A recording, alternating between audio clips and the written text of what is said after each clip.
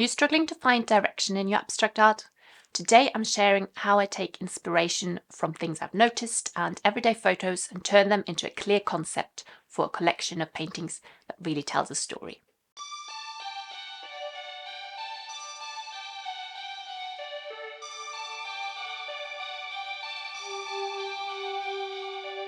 Hi there, I'm Janine. I'm an artist and I share my creative journey on this channel. If you're an abstract artist, you probably get comments like, abstract art is just throwing paint on the canvas, it doesn't really mean anything, and there's no message behind it. I get that all the time. Just have a look in the comments section of my videos. Whether or not you want your art to mean something is completely up to you. My work is generally about the balance between calm and chaos, but I like to be a bit more specific with each series I create. I like to start each new series with a very loose concept, which might evolve or change over the course of the painting process. Back in my design days, we would always create mood boards for everything, whether it was fashion or interior design, and I find this really helpful as a starting point for my art too. All my mood board really is a compilation of things I've been enjoying and that I've noticed lately. I've gone through the camera roll on my phone and basically just picked out the images that I found inspiring and then edited that down a little bit because there were too many to these. So I've got a few where I really liked the colour, which is mainly of these dried plants and also the pebbles on the beach. And then another theme that I found was all the haze and fog over the sea and on the cliffs where I live, which I found really inspiring, and also that raw nature of the sea. This fence kind of reminded me of a little bit of the repetitive marks I keep on making lately, and also a few of my own pieces that I found inspiring. This is something that I've only just started lately, where I just threw some marks on the canvas and I actually really liked that energy in there. And same with this, which is a similar piece just a stage earlier, where there weren't many marks on here, but it's kind of the contrast between the really energetic marks and the softness of where I've blended the marks. And here's a couple of other pictures, paintings that I made. They're quite different, but I like the kind of softness in them. And I have another video where I go through my previous series that I made and took notes on that. So I've just reminded myself. You can have a look at the video. I'll link it down below in the description for you.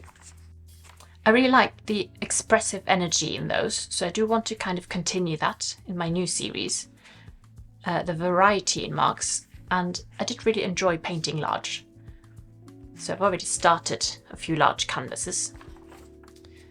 And as I was going through my photos that inspired me, and just what I noticed lately that I'm drawn to, kind of found some common themes. So obviously the sea, because I moved to the sea about a year ago and I can notice it influencing my work more and more. So I do want to bring that in a bit more consciously. And also the vastness and space of when you're outside. There's just so much space over the sea where there's no trees, no buildings, nothing. And also I really was drawn to dried plants and that delicate nature of them. As you can see in a few of my photos that I've printed.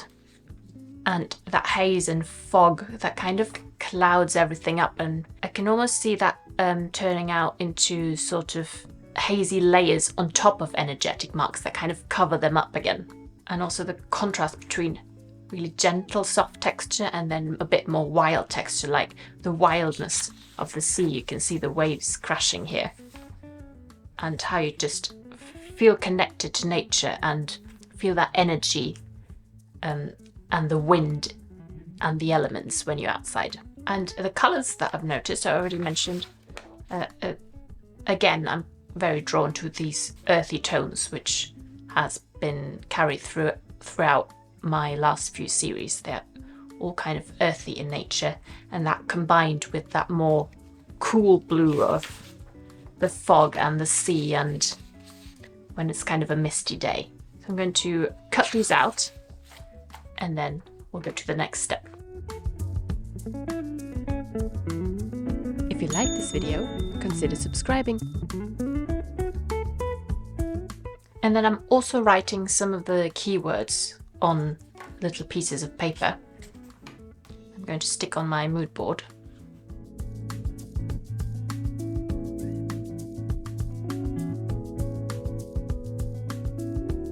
Next, I'm going to pin these on my mood board. I've just taken everything off that was on here before. It's been on there for a long time and it's not been inspiring me anymore. So I'm going to kind of group them into categories. So this is the color that I like about this one. Here it's energy, well, we'll see. This is the kind of foggy haziness. That probably the space. I might group all the more paintings together. Again, that was the colors and the sort of delicate nature. Here's some more marks. It's just kind of a combination of everything, of the colors and the delicateness of the leaves, and then also the color and space of the sky. It's a lot more rough. Haze, more haze. I might have to edit that down, but you can also always add and take away from your mood board. You don't have to leave it as it is when you start out. It can just be something that develops over time.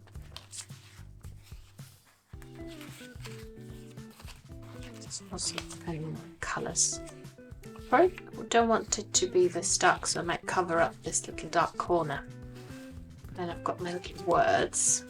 So wild energy is kind of, these kind of actually both kind of showing that wild energy and the haze. Earthy colours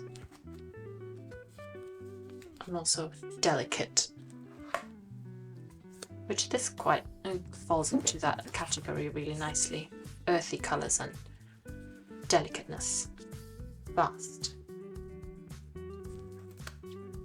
And the sea. And then I'm simply going to pin these down. This is, by the way, if you're wondering, this is a piece of polystyrene that I covered with canvas, but you could use a pin board. I've used a pin board in the past. You could just use a piece of paper and stick it all down, but what I like about this system is that you can take things away and add new things in as you go.